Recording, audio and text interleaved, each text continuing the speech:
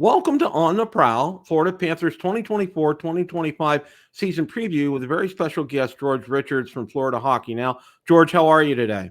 I'm doing great. How are you?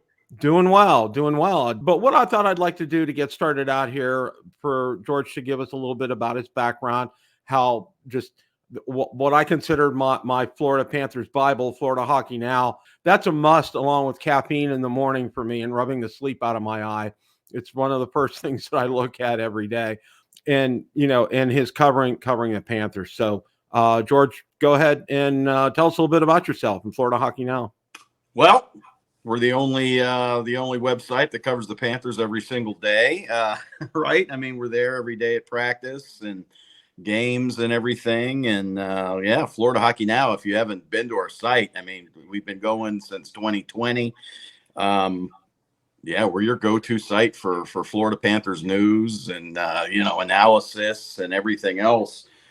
Feature stories today, Saturday. I talked with Chris Drieger yesterday, Friday at training camp, and got a great story from him.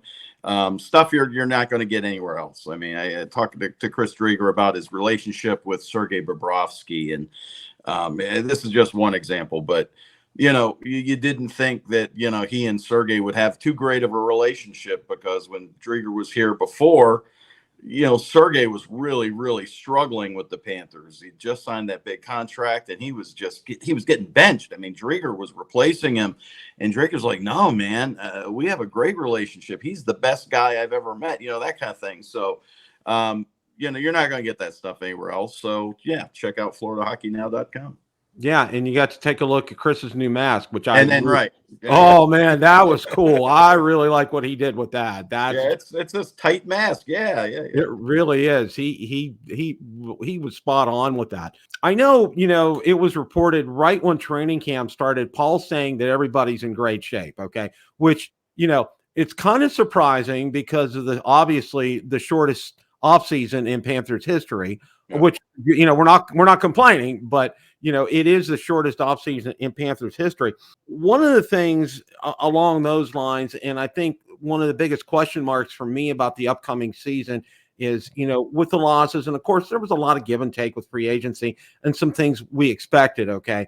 Now, I think the biggest question in a lot of people's minds and a lot of Panthers fans' minds is the defense, okay? Because that's kind of seemed to be where it's taken the most hit, okay, in terms of free agency, in terms of who left the team, okay? And of course, we have Schmidt and Boquist back there. What are your thoughts about the defensive pairings and how you see that playing out?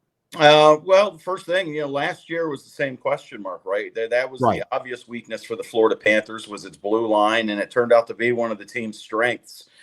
Even before Brandon Montour and Aaron Ekblad returned from their injury, the off-season injuries and off-season surgeries, the Panthers were pretty strong defensively. Now it took them a time to get to mesh everything. Sorry.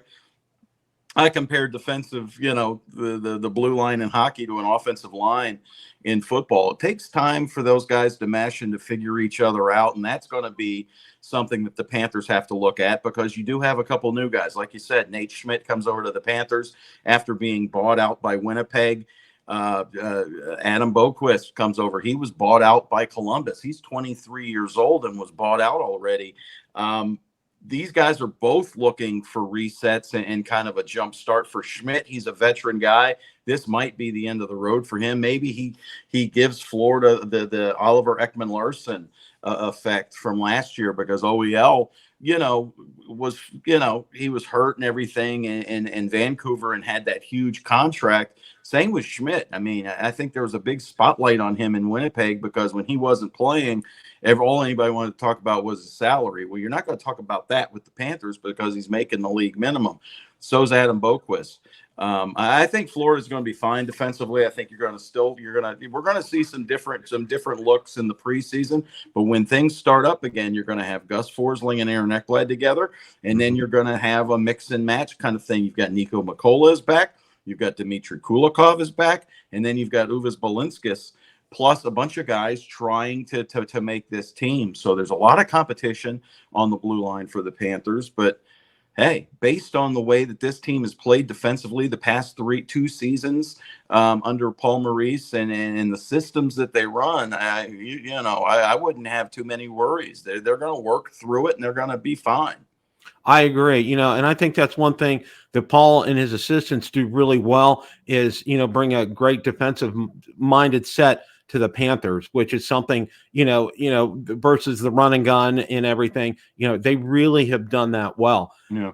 To me, one of the other big questions is this, okay, with the season, short off season and everything, and with the long season and with the great number of games that they played. I mean, Sergey played an insane amount of games. Okay, how do you see it playing out between Chris and Spencer for the backup position? Because a lot of people are saying it's pretty much Spencer's a lock for it. Yeah. He stumbles, and then Chris will come in. How do you see that playing out? I think it's Spencer's job. I think it's time for him to be the guy here in Florida. He got a year under his belt last year playing the whole season in Charlotte, and that was by design. I mean, we talked about that last year at training camp that, they signed Anthony Stolarz, who a lot of people didn't know, but Florida targeted Stolarz. They were like, this guy's been an NHL backup his whole career. He knows the mindset that goes into being a backup. Let's send Spencer down to Charlotte. Let him play every night. They have a weird schedule in the AHL. He's going to play a lot of hockey in a lot of weird situations. Let's see how he reacts to it. And Stolarz was the perfect backup last year. You look at his numbers; they were spectacular. Gets him a 2-year deal with the Toronto Maple Leafs and everything. But this is Spencer's time, and I think Spencer understands the role of being a backup. He's going to be a starter in the NHL eventually, but not until Sergey's gone or until, maybe Sergey gets hurt. We don't know what's going to happen. But the Panthers seem to feel like they've set themselves up. You've got Chris Driedger as the backup. He signs $750,000, whatever it is. That'll go to Charlotte. I just don't see the Panthers stashing Spencer Knight back in Charlotte again this year because he already did it. It doesn't make any sense.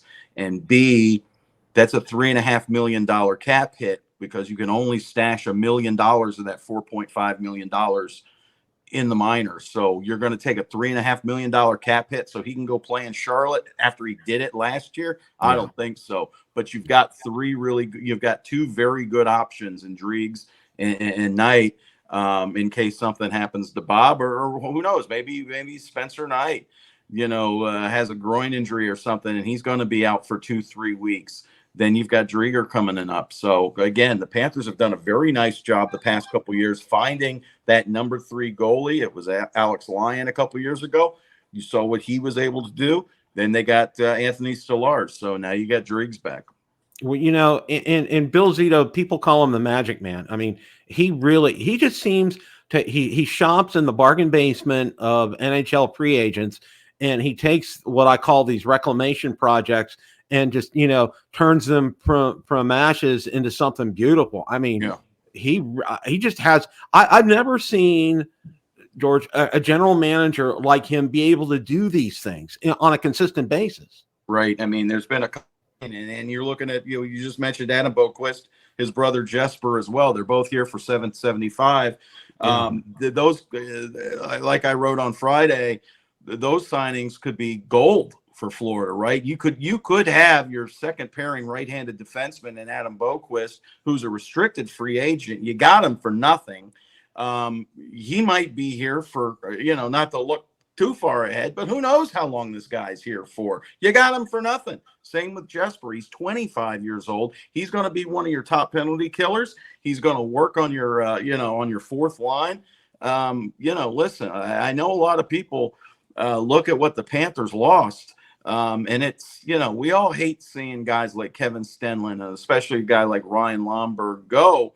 But the Panthers always are looking to upgrade positions. And that's what Bill Zito makes. He makes tough decisions. He did so last year. He revamped that fourth line, brought Kevin Stenlund in on a 1-year deal. Look what transpired with Stenlund. They feel pretty good. Thomas Nosek, bringing him in, he's probably going to be your fourth line center. The Panthers feel like, as good as the fourth line was last year, maybe they upgraded it. Time will tell. but they might have upgraded it. Well, one of the things for me is, and this is just for me, and he's a prime example of this, finding someone who was, like a like, and I think of Rudolph the Red-Nosed Reindeer, the Misfit Toys. Okay, Evan Rodriguez, Erod. Okay, Yeah. as I watched him in his time in Pittsburgh, and he had flashes of brilliance, but they didn't really have a place for him. He didn't really have a good line. Same thing in Colorado. He comes here and it's like a hand in glove fit. I mean, he has blossomed. I mean, what he led the team. He scored the most goals in the finals for the Panthers. I mean, he was just phenomenal every time. Next thing you know, it's Evan Rodriguez scoring in the finals. He just, wow, amazed me. I was talking Thursday. A reporter from Pittsburgh happened to be in town and was talking with Evan Rodriguez, and we were talking. And what we talked about last year with Evan Rodriguez is he really knows how to play with the good players, right? Sidney Crosby loved playing with Evan Rodriguez. You saw him when he was put up on the top line, excuse me, in Colorado, put up good numbers there. He really blossomed in the playoffs. And why? Because he was playing with Sam Bennett and Matthew Tkachuk. That's where it really took off. He was fine on the third line with Luosterainen and Anton Lundell. He could play fourth line, first line. Evan Rodriguez, you can play him anywhere, left side, right side. Say he can center. You could play him anywhere, but he really thrives with the good players or the great players, because he's got that mindset. Like, he's not a selfish guy. He's going to feed him, but he's also got that really good shot, as we saw in the final. Yeah. He's not afraid to take it. I mean, he fed Carter Verhaeghe on the opening goal in Game 7. That was all Evan Rodriguez feeding Carter Verhaeghe. Panthers take a 1-0 lead on Edmonton, set the tone for that game. That was Evan Rodriguez. That was his hustle. That was just some great play by him. And we saw a lot of it last year. Now, a lot of people look at his numbers. They're not, they don't jump off the page, but he does so much other stuff. He's a sneaky guy that's very, very valuable for the Panthers. There's a lot of intangibles there. And one of the questions I'm getting a lot from a lot of fans are, the power play. And, how do you replace Montour on the power play? Well, number one, you don't. Okay. He had a special skill and a great fit on the power play. What I tell people is, I think it's going to be a trial and error here for a while for Paul. What do you think? Yeah, I agree. I think there's going to be a tryout. They haven't, as in the first 2 days of practice, they haven't even touched the power play. They've worked on some penalty kill kind of stuff, but I think they're going to give a lot of guys a try. I think you're going to see Adam Boquist get an opportunity to run the power play one. I think Gus Forsling, perhaps. There are a lot of guys on the Panthers who might be able to fit that bill. So, Aaron Ekblad has done it in the past. We'll see. I mean, Aaron Ekblad was replaced by Brandon Montour, and Ekblad ran power play 2 for a while. So, if Aaron Ekblad's in a contract year, this might be his opportunity to light it up a bit. Yeah, and that what a great time to shine. I mean, Bill Zito. I mean, I talk about him being a superhuman because that during the finals he had to have been working with Sam's agent on getting that deal done for him, and I mean, because it wasn't within hours of them. I mean, I think it was maybe the next day or two. Next thing you know, Reinhart signed. I mean, It was amazing. Yeah, they kept it. Excuse me. They kept it very quiet. But that was something that they worked on again. But it helps that there was no animosity between the player and management or the franchise. Sam Reinhart wanted to stay here. He took a discount to stay here. He probably would have gotten $11.5–12 million on the open market. I mean, that was probably an option for him. He takes 8 and change here, 8.5, I think. So that's part of it. I mean, and let's not forget, like you talk about Bill Zito's skill set, he's a former agent. These agents trust him. He's not BSing them, and he doesn't burn players. So players want to come here because even if things don't work out with the Panthers, Bill Zito's going to take care of that player. He's going to find them somewhere to play. He's got of every player that hasn't worked out here in South Florida under Bill Zito, and the list is very small. Those guys he has always found a home for. He sent guys, Vinny Hinostroza. Let's that was one of the first guys, and it just wasn't working here. And he just he got beat out for a position, and he was not playing. He sent him home to Chicago. I mean, he was like, dude, we're good. I'm sending, I'm going to send you to your hometown team. That's the kind of thing that Bill Zito does. That's appreciated and noticed by players. And, that's why players want to play here. It's not just the palm trees and the golf carts and all that stuff. Players know they're going to be treated right here in Florida. And even the guys that leave, they just know that he's like, guys, I don't have the money to give you. When he went into free agency this year, he was telling guys, I've got $775,000. I can't negotiate. That's all we've got. Take it or leave it. Players are taking it. Yeah. And they like that. They like that honesty. They know they're not playing games. He shows them the numbers. This is what we've got. We've got to fill 5 spots. I got 775 for 5 of you. 5 of you are going to take it, and these guys are like, yeah, he's not BSing us. He's not trying to just get us in here and then players appreciate that, and that's why this is a place where players want to come. Well, management and ownership have a lot to do with keeping a great core group of players on board. Okay, and you see that time and time again. It pans out in the NHL itself. All right, now with potential free agents coming up next year, who do you see? And again, this is just sheer projection on our parts here. All right. Who do you see the Panthers really making the effort to retain that are potential free agents next season? Well, I think they try to sign all 3. I think you've got Aaron Ekblad, Sam Bennett, and Carter Verhaeghe. I think they're going to make a run at keeping all 3. Now, who gets a raise? Who gets the term? I think Carter Verhaeghe gets a nice raise, and he gets term. He's younger than the other ones. I think that because of his injury situation, his past injuries, Aaron Ekblad probably gets less term than he probably would want it, but he's coming off an 8-year deal. He's already had that contract once in his career. So I would think he probably gets in the 3 to 5, and at probably a come down from what he's making now. And Sam Bennett, they'll figure something out. Sam Bennett wants to stay here. I mean, he's very valuable here. And if it turns out that Sam Bennett needs to go, feels like, he goes somewhere else, you've got Anton Lundell waiting in the wings to take over that second center position. So, but I think they make a hard run at all 3. All 3 want to stay here. I think at the end of the day, they'll work something out where all 3 do stay. I think so. I think I agree with you 100%. Last team that repeated is Stanley Cup champions. You got to go back to 2016, 2017, the Penguins. Okay. And during a real season, right? Right. Because Tampa did it, and that doesn't count. Right. The bubble season. The bubble thing, they had 5 months between. Yeah. That's and then a 50-game schedule. No, that doesn't exactly. And how in a full season, well as I know, how just insanely difficult and the number of factors that can come in to just muddy that water up in a hurry. I was in Pittsburgh. I went to the Winter Classic in 2011. I saw Crosby get hit, the initial concussion. Then I went to the next game when they played Tampa, and Victor Hedman hit him up against the boards, and then he was out for the season. All right. And then lo and behold, I take my daughter to another game. We were living in Columbus at the time.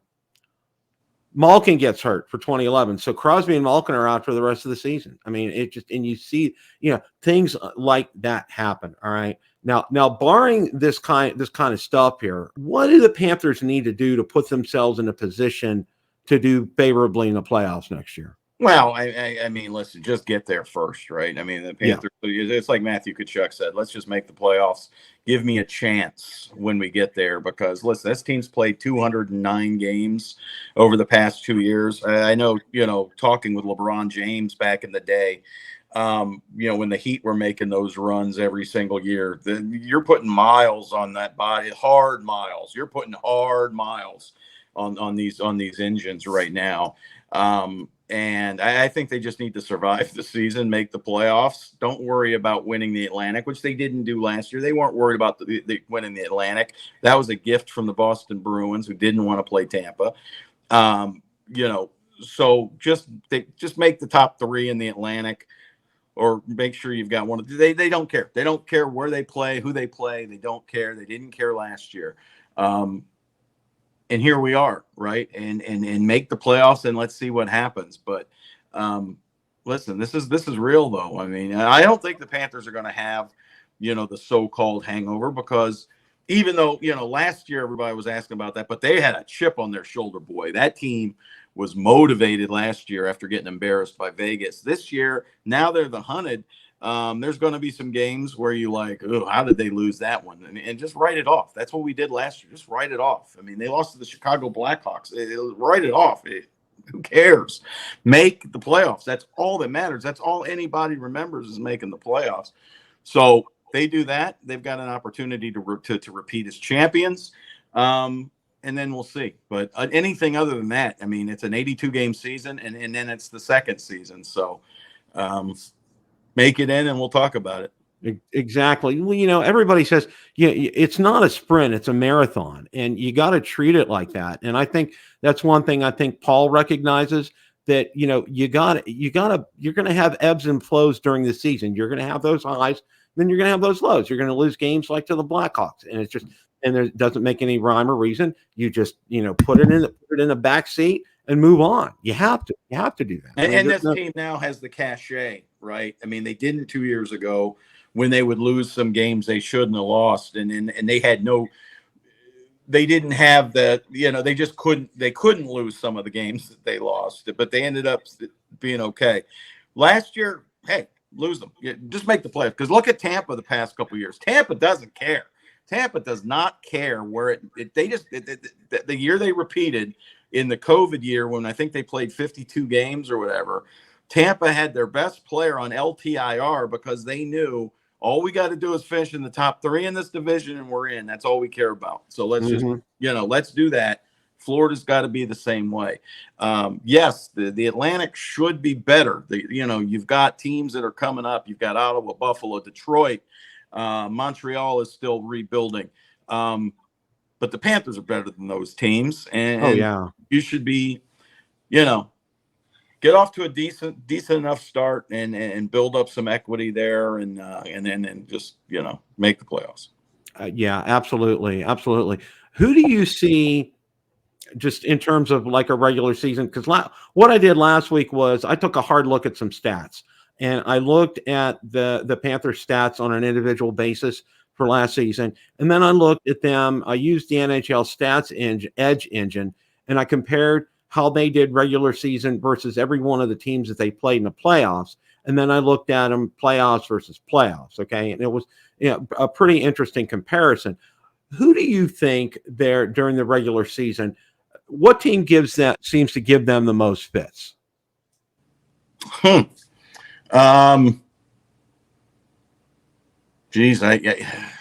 Boston in the regular season, I don't think they've beaten them very much.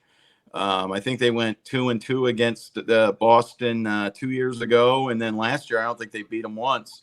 But like Paul Maurice said, they felt pretty good after all 4 of them. They thought that they played a pretty darn good game against the Bruins. Even the ones that last one they lost when they gave up 2 quick goals there in the third period and lost at home on national TV. I would think Boston gives them the most agita during the regular season, because Boston obviously hates them. That's going to be a tough opening night game. Who else gives them trouble? Detroit doesn't really. Ottawa sometimes does. Ottawa can get under their skin, especially with now that the Kachuk brothers go head to head. But yeah, I mean, that's about it. They're New York Rangers. I think the Rangers are favorite to win the Cup, at least to win the East. I think they're the best team in the East coming in, just because of the miles that are on the Panthers. I think the Rangers are going to give everybody fits this year. Yeah, I do too. I see that. My answer was the Rangers, and then the Bruins, as far as giving them fits. And back a few years ago, the Penguins used to give them a lot of fits as well Oh too, yeah, yeah, for sure. but not so much anymore. As they're going through their rebuild, and I know I don't care what anybody says, they're going through a rebuild. Okay, it's just that's a Well, I whole mean, nother. yeah, you look at the Panthers. I would use the Panthers as a map of a roadmap of how to rebuild a team on the fly. There's only 4 players on the Panthers who are left from when Bill Zito took over for Dale Talon. And the Panthers have only gotten better every single year. They've gone farther in the playoffs every single year, despite that massive turnover.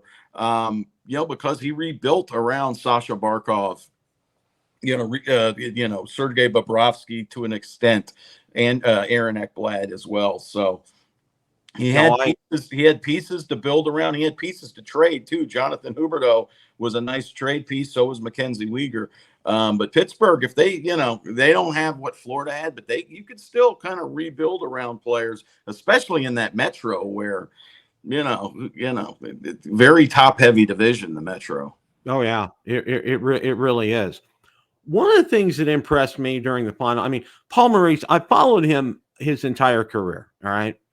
Now, one of the things that impressed me was his attitude after when they were up 3-0, which I've always said that's the most dangerous lead ever because, trying to get that one game is like, it's like trying to climb Mount Everest each and every day. And I listened to his post games during those 3 games that they lost. And especially, I think it was maybe game 5 or game 6 when he said, we were really in there. I think it was game 5 where they really put a good effort forth. Yeah, that was the water bottle game, I think. And he really acknowledged that. And he says, look, we played well tonight. We did a good job.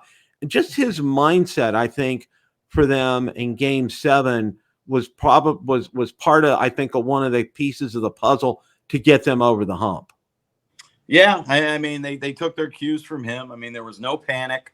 Listen, game 4 was a blowout. That was what it was. Game 5, like you said, they played well. Game 6, they man, that arena in Edmonton was rocking. They came into game 7, but there was pressure on this team, and Paul Maurice tried to take that away as much as he could. Hey, they followed his lead, and that's what you've got. So. And I guess one of my other questions is, I hope and pray that Paul's going to stick around for a while, because I know he seems to get an ankling to want to move on, but I think he's found. Well, I don't know about that. He was in Winnipeg a long time. I mean, yeah. He left Winnipeg because that had run its course. No. I think this is probably his last coaching job. I certainly hope so. I really do. I'm so there with that. And one of the things that I did this year that I haven't done before is I purchased a mini season ticket package because I live in South Hillsborough County. I live deep in the heart of Tampa Bay Lightning country here. And we're going to come down for about 10, 11 games this year, which we're excited. And we're kind of formed them around weekends and some long 3-day trips and everything, which will be good because I always it's an easy drive from Tampa down there, totally easy drive. We're looking forward to it. And I noticed the other day, and one of the other things I wanted to ask you about was the lease with the arena and the parking lot situation and everything.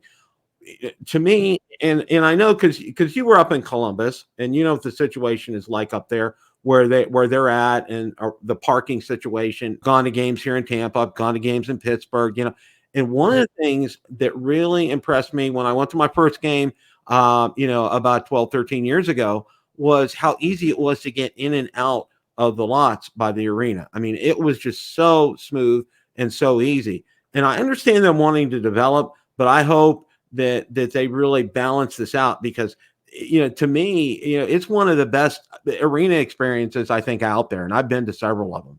Yeah, but what they're thinking is you're going to stick around a lot longer. You're not going to be racing out of that arena, everybody leaving at the same time. If you're able to have something to keep people there, Yeah. they'll hang out a lot longer. That's one reason why they've kept the bars open in the arena for an extra hour after games. They used to stop selling alcohol second intermission. Now they're selling it an hour after the game. And that has helped with the traffic, because a lot of people just hang out at the arena for an hour after the game and watch the highlights on TV and some of the, that kind of thing. So if you had a place to go, listen, it's better than the alternative, because if they're talking about moving to downtown Fort Lauderdale, Oh, about it, there's no parking there. It floods every third day. We're already getting that at their training facility. If it rains, the place is a lake. So yeah, listen, I've said it for years. You put $100 million into the BB and to the Sunrise Arena, and you've got one of the nicest arenas in the league. Yes, it's showing its age a little bit, but that's because they really haven't put any serious money into it in a long, long time. Now, with the county tourism money, they have been able to do a lot more upkeep. The place does sparkle a lot more than it did before. But they've been able to spend some money and keep things going. But that place does need a little bit of a renovation. And if they get this deal going where they're going to develop the parking lots, not all the parking lots, they're just going to develop some of those surface lots. And that the original plan back in the day was to build up, so you would still park, but everything would be built above you. Hey, what the heck, yeah. They'll do so. If they're going to build all that stuff, if they get the approval from the county, they're staying, because you don't build up all that stuff to leave. Because then you're leaving an empty building. What's the point of having all this stuff around an empty building? So they build it, they will stay, and then you'll see talks about major renovations, maybe some stuff to work what Tampa did, opening it up a little bit, who knows? Yeah, I like what they did at Tampa, and I think, just to be honest with you, one of my favorite places is Nationwide Arena. The Blue Jackets, it's a great arena. Yeah. When they planned it, they planned that out right. I mean, they just did it so right. And I mean, how many NHL teams have their practice facility on site? I mean, that's just not many, and that's a great thing, because the guys just use the one locker room all the time. Yeah, it's fantastic. So, George, I want to thank you so much for your time here. We're excited. The season's 17 days away. We're super excited about that, guys. And if you haven't subscribed to Florida Hockey Now, do yourself a favor. Please do that. That'll be the best money that you spend each month. I guarantee you that. George has top-notch articles out there every day. Like I said, when I have my caffeine in the morning, guess what? Guess what's in front of me? Okay, I have it up on my screen, and I'm reading these incredible articles. George, thank you for the incredible work that you do there. Keep up the good work, and go Cats. All right, thanks a bunch. Thanks for having me, and thank you for all the kind words. I appreciate it. You're welcome.